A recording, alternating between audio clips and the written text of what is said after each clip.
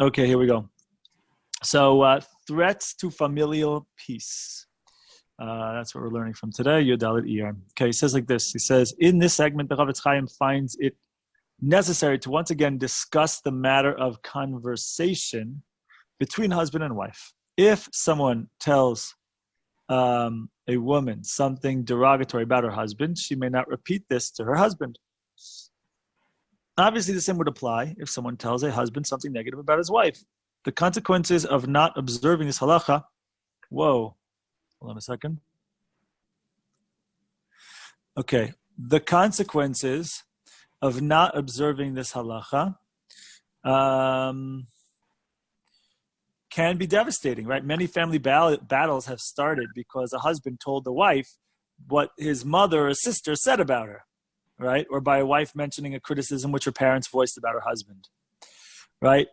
If you don't think this happens extremely often, you have your head buried in the sand, my friends. Chafetz Chaim offers us an important observation.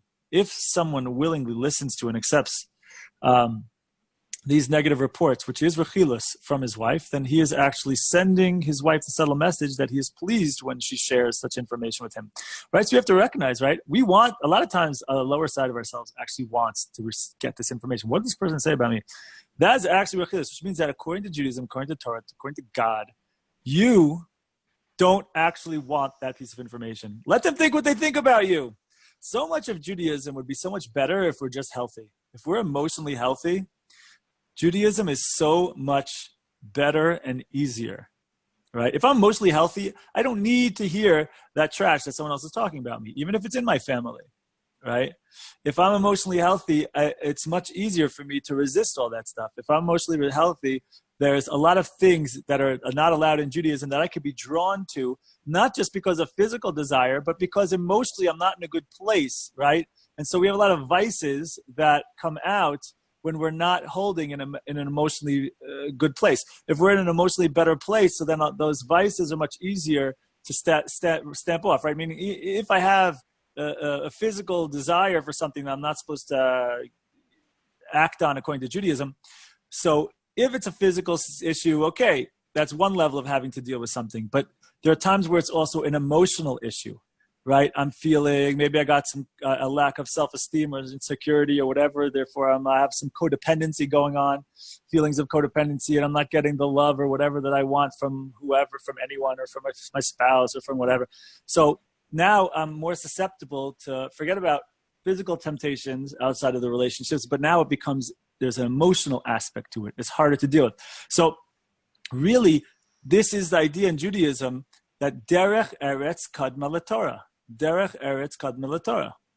Right? That derech eretz comes first. That being a mensch comes first. Being a human being comes first. If we can be as strong as a human being, emotionally strong, healthy, so then the Torah is comes along much more natural, comes along much easier. It like flows in a much stronger way when we're emotionally in a healthy and mature place. And who says this? None other than Rav Chaim Vital, main student of the Arizal, actually says this in his book, Sharei Kedusha, right? Where he basically says that, yeah, if we're holding in a good place in terms of our midos, in terms of our attributes, in terms of ownership of ourselves as people, so it flows, that Torah will flow much more naturally. It doesn't mean there aren't going to be hardships. It doesn't mean there aren't going to be struggles. It doesn't mean there aren't challenges.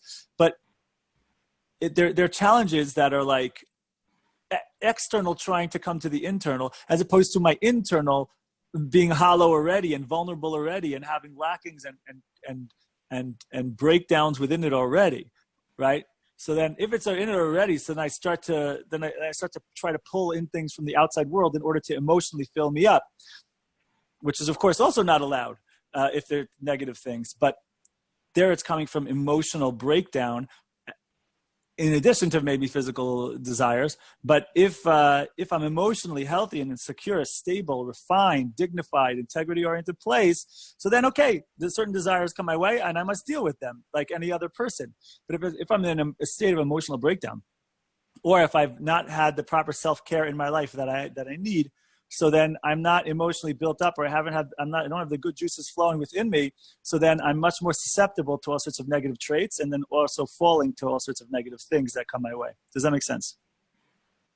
And so this is a big case for having that in your life. By the way, same thing obviously with marriage, couplehood, relationships, etc. Right?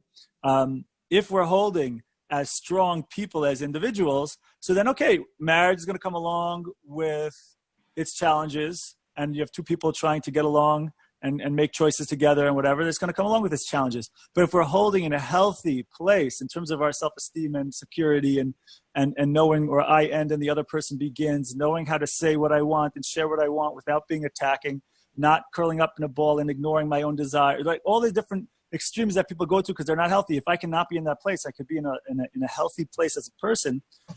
So then, okay, then when the challenges come, we can handle it hopefully in a healthy way. But if I'm not holding there, so it's like I got no chance.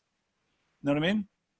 And so this is an attempt here to make the case that like it's so worth it to invest our time, and also I guess money, but definitely time, in growth as a person, because that then it goes ahead and then that makes us stronger people, and that carries in all directions in our life, in terms of ourselves, how we deal with stuff that comes along in our life, in terms of our relationships, in terms of being parents, in terms of being what goes on in the workplace and how we deal with people and bosses and situations and people trying to manipulate us or pressure us, etc.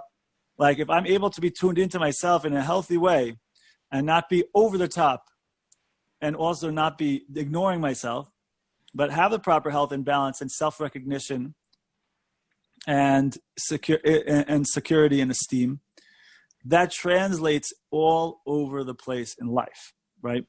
So anyway, so getting back here, then, so if a person instead goes ahead and acts in a way of, by the way, Ali, your friend peaced out. That was quick. So she said she might. Well, she was there for a second, and I That's a said shame. hi. Never. I said hi, and she ran. Not the first time that's happened in my life. So anyway, so if a person goes ahead and shares with his wife or her with her husband that she's like happy that the information was shared, so they're just encouraging this person to report every time that they hear something derogatory. So aside from the many transgressions involved with speaking and accepting Rechila, such situations ultimately lead to much more distress and resentment and strife in life, in relationships, etc. Right? What happens? The husband says something to the wife that the parents said. So now the wife is, especially if she's not secure, she's going to start feeling insecure around the parents, or she lashes out at the parents. She lashes out later. She lashes out at the husband about it. And then the husband says, well, actually, they do have a point in this particular case. And now you got strife between the two of them. It's all a mess, right? It's all a mess. So basically, do what Judaism says. No rechilas. If she's trying to, manipulate it out of you, and now you're like, oh, hold on a second. Now Shalom bias, I'll tell her.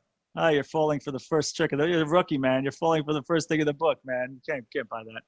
Anyway, you got to keep to what Judaism tells you to do in this situation. Ultimately, that would be the right thing to do. Anyway, so the Chafetz Chaim says that a wise husband or wife, upon being told rechilas by his or her spouse, will make it perfectly clear that such talk is forbidden by the Torah and is not a desired nor constructive feature in a Jewish home. Kapow! Now that's a spouse right there. That's a keeper. That's a keeper.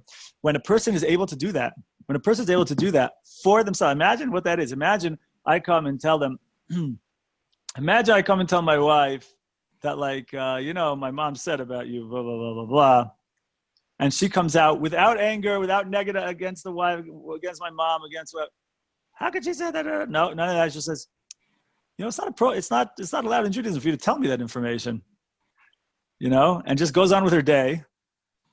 Dude, can you hear the idea that is some self-development? That's a person in a really healthy place. Can you hear that idea? But like she's we should all be trying to tell her, right?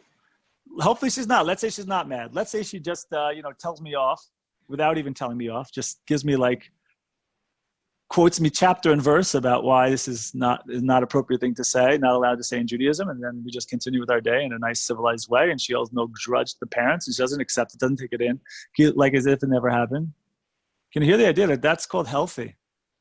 Either healthy or psychotic, right? But assuming that we're in a healthy place, healthy, right? Can you hear how refined that is and dignified that is? And knowing who you are and not mattering to you the way the other person views you or thinks about you or feels about you, right? I mean, obviously, if someone has constructive criticism, so you take it. They have a good point to make. Like, oh, okay, you know what? Actually, there's something to say about what they said about me. But either way, that's not the point. The point is here, you're not supposed to say it, right? And so she's like, all right, listen, we're not supposed to talk about this. Done. Psh. That's something. That is something. So we should all strive to be in that place. That's what Torah is telling us. Torah is telling you to be in that place, right?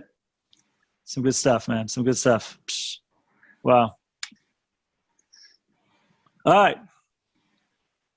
Kapow. Questions, thoughts, ideas on that or anything else? Tov lehodos Lashem. Tov lehodos Lashem. All right. Do you have a friend who can benefit from what you just heard? Feel free to share it on.